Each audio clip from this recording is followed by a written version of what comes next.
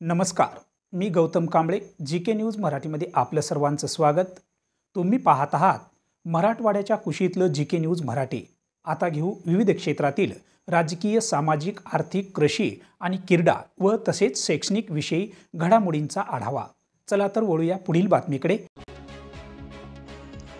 नांदेडच्या गुरु गोविंद सिंग स्टेडियम येथे शुभम क्रिकेट अकॅडमीच्या वतीने क्रिकेटच्या स्पर्धा आयोजित केल्या होत्या.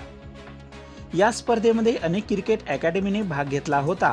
मात्र या क्रिकेट अकॅडमी स्पर्धेतील समर कॅम्प म्हणून शुभम क्रिकेट अकॅडमीतर्फे शिवराज पालेपॉड यांनी क्रिकेट खेळल्याने त्या क्रिकेट स्पर्धेत शुभम अकॅडमीने प्रथम क्रमांक पटकावला.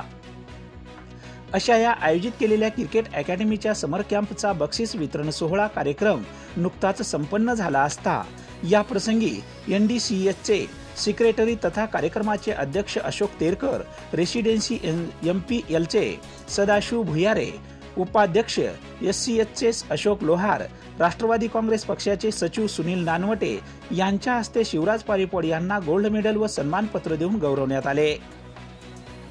या प्रसंगी शुभम लोहार यांनी लहान मुलांना शुभेच्छा देत त्यांना मार्गदर्शन केले.